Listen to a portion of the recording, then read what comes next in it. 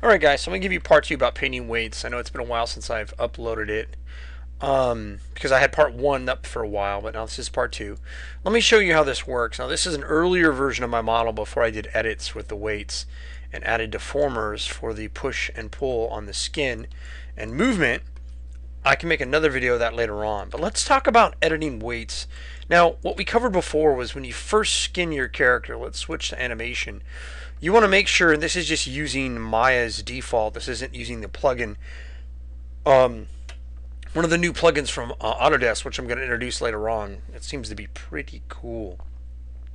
But let's mainly focus on just the default stuff. We talked about how it needs to be interactive. Classic linear works good. Closest to distance and joint hierarchy. Now if you want, you can use heat map when it comes to the like the hands and any other area like phalanges, the fingers and toes, but it has to make sure that you have to make sure that it's a sealed model. In the case of my gloves, as you see it here, it only worked on one side of the hand. On the other side, it did not work.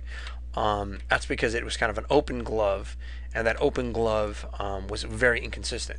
You got to keep those things in mind. So it has to be sealed area if it's going to be heat map. You also can change your skinning method from classic linear to dual quaternion. This works really well when it comes to your forearms to give you like a nice twist. And in this case, I'm not too worried about it because I do have these guys up top being my forearm bones, which are driven by this little fella here, which allows me to twist my wrist back and forth. I actually have a controller for it, and it moves back and forth. This is my earlier version that doesn't have some of those things implemented into my scene. But I'm going to show you. Let me see. I think this is the earlier version. It doesn't have the wrist. Yeah, it doesn't have the wrist twist. But I'm going to show you how we can actually go in here and edit some weights. So let's go ahead and do that real quick. So I'm going to go in here and grab this guy. And again, anytime you can right click paint weights tool. So we pop this guy up. I have my toolbar a little bit off to the side here. Let's go and see if we can get this dude to be a part of the team. Nah, that's alright. A little bit of refresh issue. Doesn't want to quite snap in. That's fine for now. We don't really need it to. So let's go and open this up. Now, as you look at this, let's close this. We don't need this guy anymore. As you look at this, as you click in, you can see the areas of deformation that you want to work with. But Maya is nice enough to give you this lockdown once you've painted your influence. So if I come in here, we talked about painting weights before, but we're going to talk about some editing features here. If I go in here and again, you should mainly focus on add and smooth. Replace X a little weird in 2013. But if I go in here and add, and let's say we're going to add very slight amount of our value, opacity can give you a nice little drop off so it fades out a little bit more. I'm going to leave it as is. And I'm going to go in here and just do a little more editing.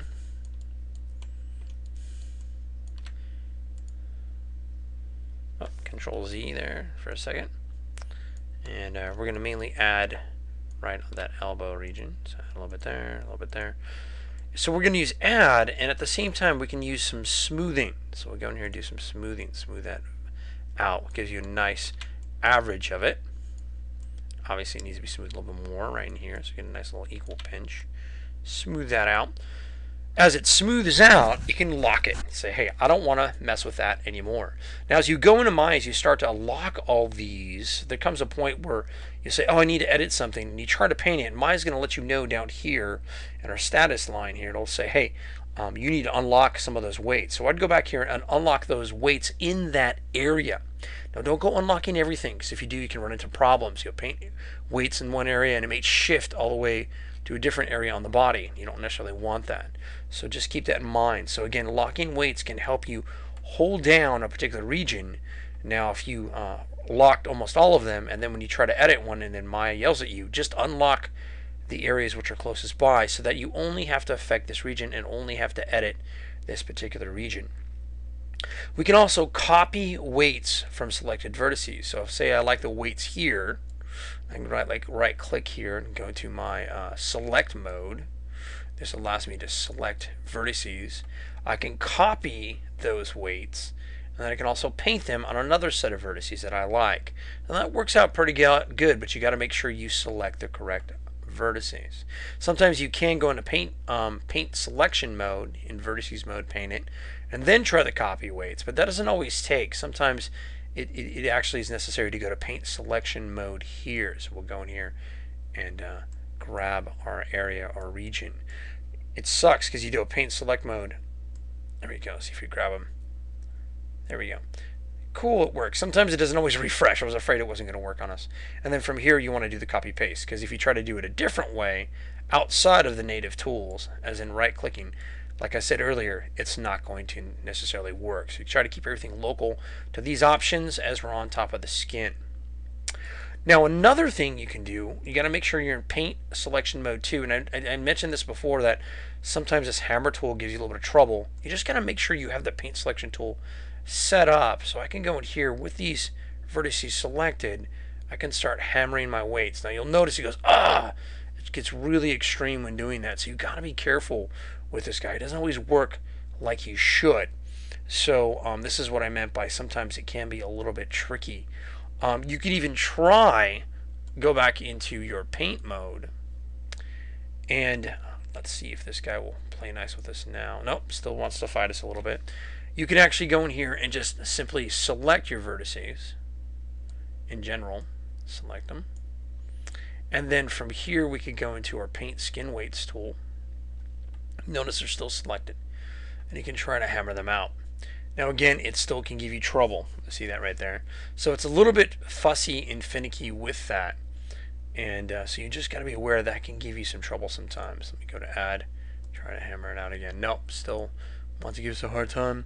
You saw in an earlier video when you saw me use the hammer tool, it actually works okay, but sometimes it won't so much. So we can also transfer your weights, move to a selected influence area, and you can also show your influence on a selected group of vertices. So, and what that means is if I grab a group of vertices, in this case we'll do vertices again, and I'll go to my I don't want to paint on this guy, go to my regular vertices mode. I can grab these guys, go to vertices, grab them, and go to paint weights. I can say with this, show me where the influence is at, and it will show me all the bones that are affected that area. And that's really, really, really helpful when it comes to painting your weights. You're like realizing that there's an issue, you got to try to fix it, and that works out great. Now again, you can also change how things are organized in your highlight area. You can look at only the ones that you want to deal with. You can also go in here and you can reset to default if you need to. If you've messed up a little bit, you can change it from alphabetical to hierarchy if you want to too. So there's a lot of cool, helpful things in here as you work. Make sure you save as you go. If you don't, you could run the problem of things not working so well. Save different versions and turn on incremental saves. So if it does crash on you, you can recover any of those issues. Alright, so I think that's about it. Again, only use add and smooth in 2013. Replace and scale don't work as good as they do in 2011. In 2012, they work really nice there for me. I've never had problems with them, but they do not work out nearly as good as they used to. I would completely avoid add and smooth because it starts shuffling things in a weird area. And remember, you can change things to a color hierarchy if you want to do color stamp. And again, you'll see that red and white are the major influences. Green, orange, yellow, green, and blue to black are no influence at all. And you can flood areas if you need to. When you initially skin, you can also go in here under Edit Smooth Skin. You can prune your unskinned weights, or small weights, I should say. And what that does is makes it so that areas that are really small, based on the settings, will be shuffled to other, like small areas of influence will be shuffled to the next one nearby with a larger influence. Also, whatever you use here within these tools in Maya, let me actually go back to object mode and paint weights and turn off my color ramp for a second. You can use the same thing up here under Edit Smooth Skin. So we have paste vertex weights, copy vertex weights, smooth weights, weight hammer, mirror skin weights. Now remember, mirror skin weights only works if your geometry is symmetrical.